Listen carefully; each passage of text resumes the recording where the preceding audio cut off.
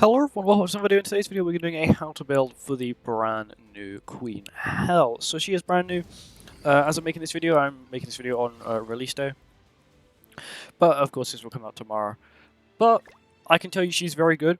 I highly recommend summoning. And she's very cool. I do like her animations. Her CC is very... So this is 64k. Yes, she's currently rocking HTB defense if you want to know. But it's not very good HTB defense gear. And not only that, but she hasn't got all outfits either. I'm pretty sure she can reach 70,000 CC. She's currently missing a weapon, which she will get from Hawk Pass probably next month. So when we get the collab, she will also get a full Hawk Pass outfit, which would be a sporting outfit. I don't know what sport they're going to give her because this is her weapon.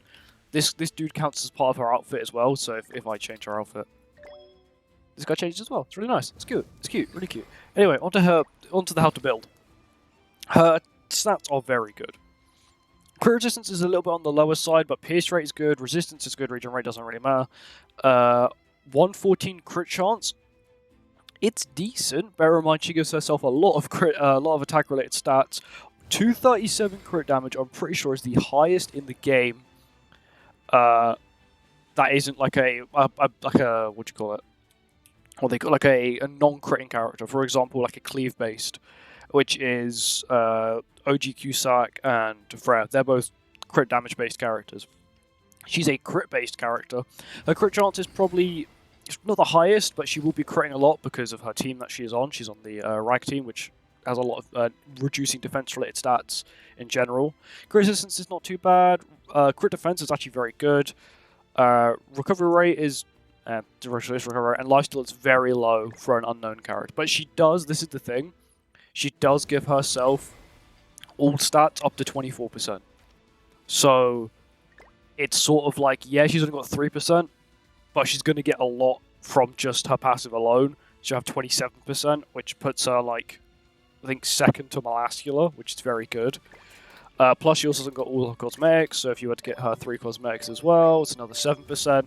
That's a lot extra. You can get close to 34%, which is very high.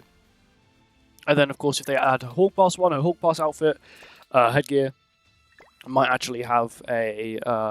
actually, this is lifesteal. Might actually have lifesteal on it as well, so that'd be nice as well. But she's very good. Her CC is very good. Her attack is a little on the low side, but with her cards that give pain, 12% attack-related stats per source of pain, which is the enemies can get up to 5 of, so it's 60% attack-related stats. So, you know, she's going to have a lot of attack. She's on the Rag team, so she's going to get a lot of attack. Plus, she gets 7% extra attack per Rag on the field. Plus, then she gets some 20% all stats. You're looking at a lot of stat boosting. Plus, she can be on an unknown team, so you've got like a Echidna, you've got Freya Relic, you've got the Nosh, you've got all these stat boosters. She doesn't really need much attack. She is pretty absurd without an attack boost. Oh, sorry, without having attack crit damage. Her other card is reduces crit chance and crit damage, which is actually very useful because she doesn't have the best crit resistance. So lowering their crit chance and crit damage by 30%, it's sort of like giving yourself an extra 30% crit resistance, which is kind of nice when you're just lowering their crit chance. Also, at level 3, it's 80%, and it's for 3 turns. 80%, minus 80% crit chance is equivalent to nearly a Barnes single target skill, but she has an AoE version of it, which is, you know, it's really hard to get a golden skill. But if you get it, they ain't critting. It's better than a Barnes single target, but Barnes single target does have Pierce. But of course, this lovely lady has everything else. Her ultimate is, once again, stacked. Very stacked. Increase the hero's damage dealt by 10% and the damage taken of all enemies by 10% for 2 turns. Then inflicts damage equal to 500%, which is a very high multiplier at 1/6. It's 6/6. It is 750. Bear in mind, this is an AoE ultimate, by the way. It's very high. It's very good. If the hero is participating about is Rag or Unknown Race, so if they die, pretty much this is like the passive part of her ult, where if you have an Unknown or a Rag and they die, she gets Revive, and it's not like Escador's Revive or Liz's Revive.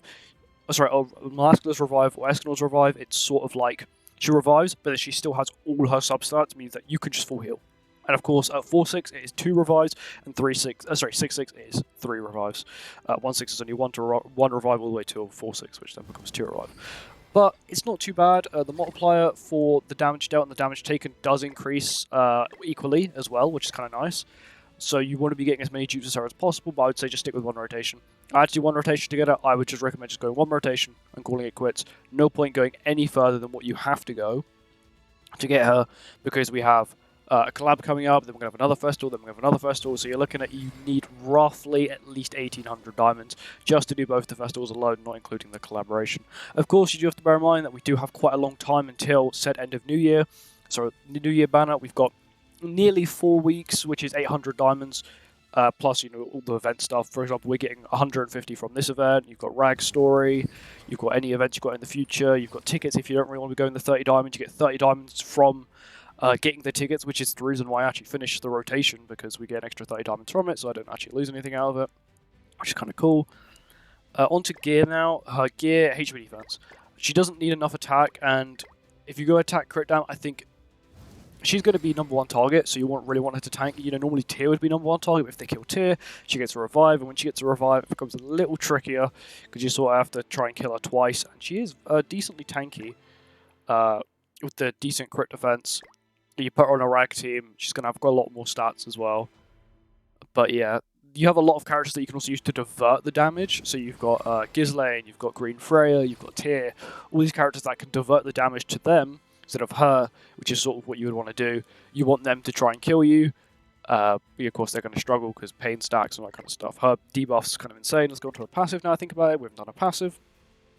If the hero uses a skill or an applicable ally takes damage from a skill during the enemy's turn, the enemy who attacked is inflicted with Source of Pain, which lasts for 2 turns, equal to the number of applicable allies. So if they do an AoE skill, they'll get 3. If they do a single target skill, they get 1. Took damage. Each Source of Pain, the effect of the enemy has pretty much, she gets 3% more all stats for every debuff, up to 24%, which is 8 debuffs, which is, you know, 2, 2, and 4 on one enemy. Not bad. The hero's attack is also increased by 7% for each applicable ally, which is, I guess, 21% extra attack, which is very good. Applicable allies, of course, Ragnarok are unknown, and the Source of Pain, so they take 5% more damage, and they get Corrosion, which is 10% of their remaining HP up to 5 times, which means they can take 25% extra damage, or they immediately lose like half their remaining HP, which is actually very good against DK, and this is going to definitely flush out a lot of DK players, mainly because, while Tyr was very good on his own, he could still compete against DK, and now you've got her as well. You're going to be struggling a lot, plus you can lower crit chance.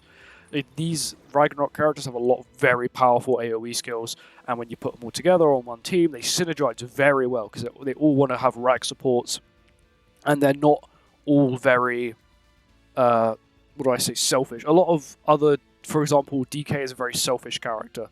He only gives himself the damage cap. The only thing he gives is 20% damage reduction, which isn't much. If you think about it, I could say the same with Purg Melee, but Purg Melee he debuffs. He also provides 60% damage reduction for your whole team, which is, in my opinion, quite a bit. He has a DPS, though. She has a debuff skill. She's very selfless as well as selfish. She's selfish on the damage from her skills, but she's very selfless with her debuffs. You know, with the increase of like your damage dealt to enemies, she pretty much has a unknown version, a red version. Unfortunately, it is a debuff and not a grey debuff. She has a red debuff version of Darkness, which is very good.